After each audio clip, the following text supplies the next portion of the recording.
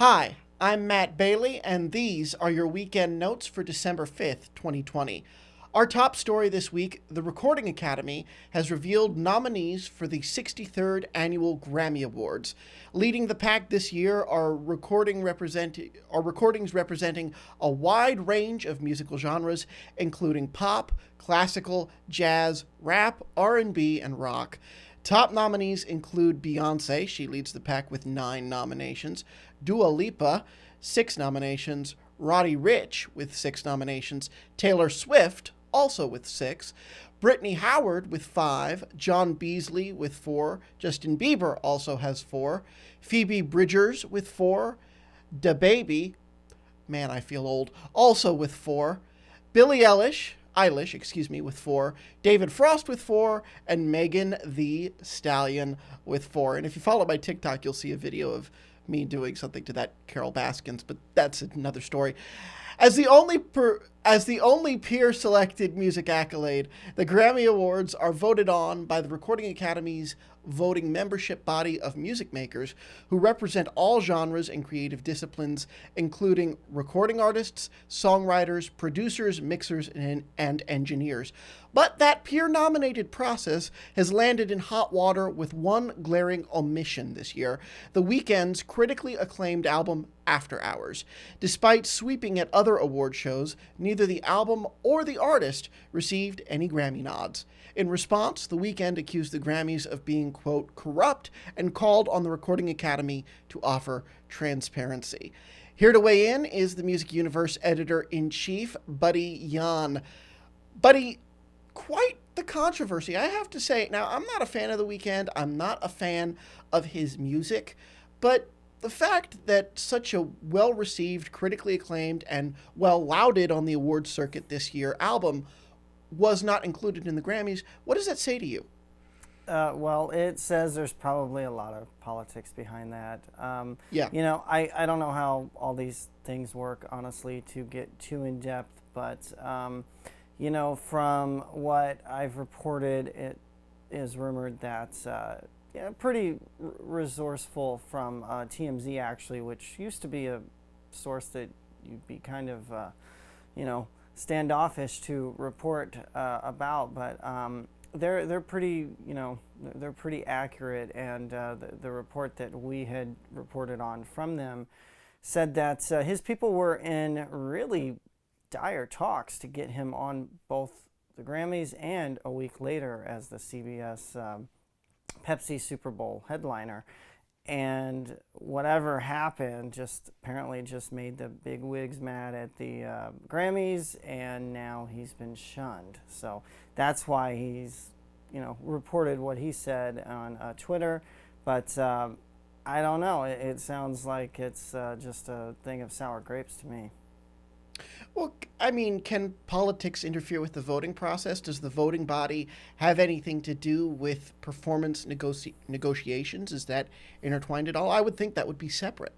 You would assume so, but maybe because of the superstar status that he became with this album and these massive singles and just an icon now in music, maybe their terms just were that you appear on the Grammys and nowhere else for an X amount of time, which is what it sounds like. And they were trying to work all that out, and for whatever reason, talks just didn't go that way. And perhaps it is one of those. So he was punished with perhaps a lack of a nomination. Yeah. Exactly. That's what it sounds like. Now, obviously, we don't know, and the Grammys aren't going to come out and tell us, of course, but that's what it sounds like. But it's I'm not a fan either. I'm not a fan of that style of music, but to have that kind of success and to be shunned, there's something going on there. Yeah, Blinding Lights is a great song. It's everywhere. And you can, we're journalists. We can not be a fan of music, but also recognize its cultural significance for this moment. Mm-hmm. Blinding Lights is everywhere. It's like the song of 2020. It's been everywhere. It's addicting. I like the song. I don't like his work on the whole, but I like the song. It's not the style of music. I shouldn't say I don't like it. It's just not the style of music for me. But that's a good song. The music is everywhere.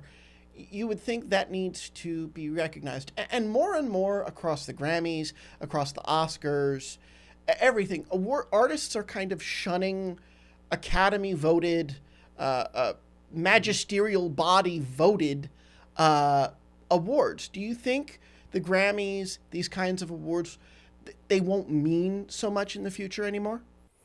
That's hard to say.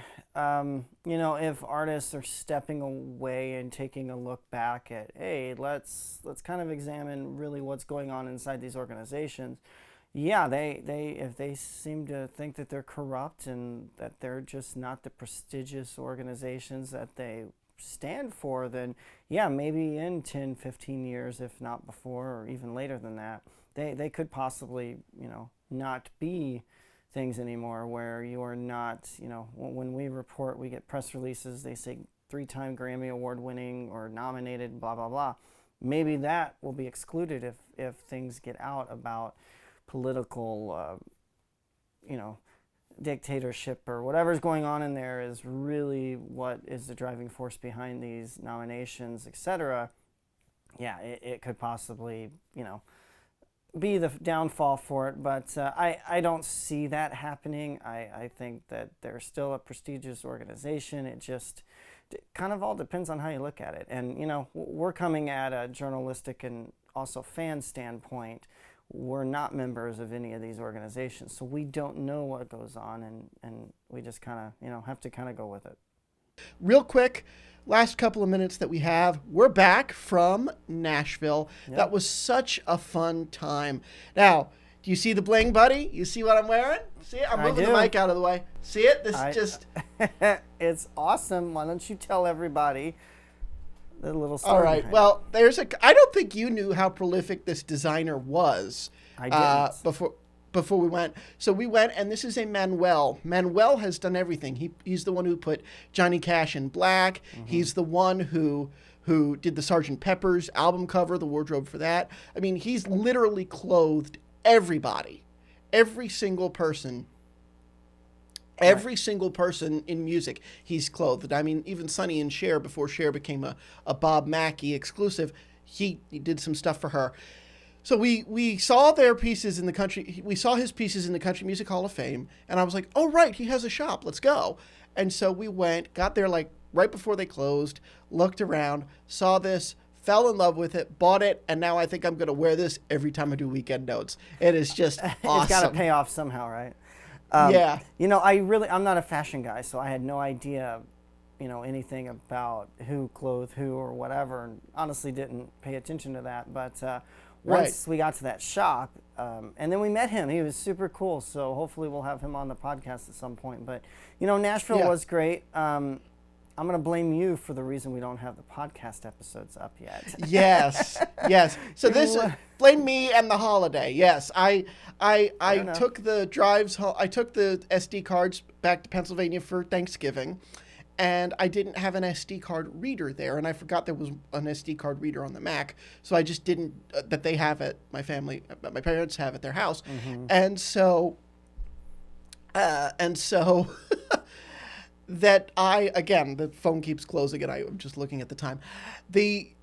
So I didn't do it. And then when I packed up to come back to DC, I left all of the SD cards at my parents' house in Pennsylvania. So I have to get my mom to click and drag and get me the files, but we will have the episodes soon. Buddy will have them soon. And I wanted to do this tease anyway, this little look ahead, but we did some really cool things. Thank you to Nashville Coffees for letting us come. And for 2 days, we did 2 days of interviews with mm-hmm. them. And there's some delicious, delicious creations. I believe her name's Nicole. She was absolutely fabulous. So I'm really excited about that.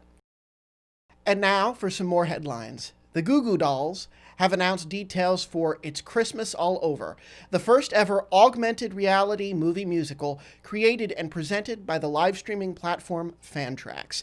It's Christmas All Over will feature Goo Goo Dolls performing music from their new holiday album of the same name, but goes beyond the realm of a live concert to transport viewers through an unparalleled music journey, all taking place within a surreal virtual world. Directed and produced by Fantrax president Barry Summers, the full hour-long program will first air as an exclusive sneak peek for Fantrax subscribers only on December 11th at 7 p.m. Eastern. The official global release, which will be free to all viewers, will happen at 7 p.m. Eastern on December 12th. There will also be VIP private video meet and greets and a Q&A with the band. The program will remain available on demand for free for 48 hours after the conclusion of the premiere. Melanie Martinez has announced a global live streaming concert that marks the end of an era for the pop star. Can't Wait Till I'm Out of K-12 celebrates her internationally acclaimed K-12 album and accompanying full-length film with a spectacular concert production, featuring a full band, dancers, and the one-of-a-kind theatricality fans have come to expect from Melanie. The newly conceived concert experience marks the last opportunity for fans everywhere to experience an extraordinary K-12 concert production, giving songs from the K-12 tour a new spin, in addition to performing tracks from her recent After School EP. Ann Wilson has confirmed a Heart biopic is currently being produced at Amazon. The singer shared the news with host Lindsay Parker on SiriusXM's Volume West. She confirms Carrie Brownstein of the punk band Sleater Kinney and the co-star of IFC's Portlandia is currently writing the script that she'll also direct. Love, love, love that. Grammy-winning country music icon Wynonna has partnered with Nashville-based Celebrity Brands, hope I said that right, to develop the exciting new Harmony by Wynonna Judd brand of CBD products. Custom formulated to the specifications of the country music queen herself, Harmony by Wynonna Judd is a luxurious new line of herbal-infused, hemp-derived oils and balms designed to help bring harmony to your everyday life. The line is made using organic extracts from hemp grown and responsibly sourced in the USA.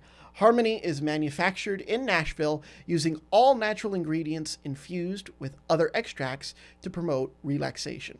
After you have that CBD, you'll probably want a snack, if you know what I mean.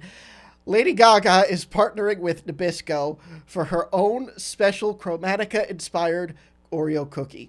The limited edition sandwich cookies are inspired by the Grammy winner's 6th studio album and feature a pink cookie with green filling with Chromatica-inspired etchings designed into the cookie.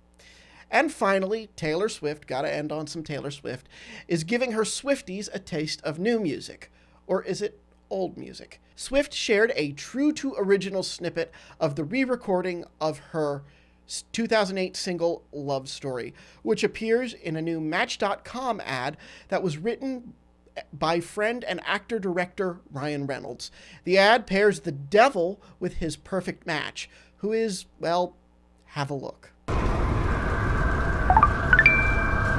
Satan? 2020. Please. Call me 2020.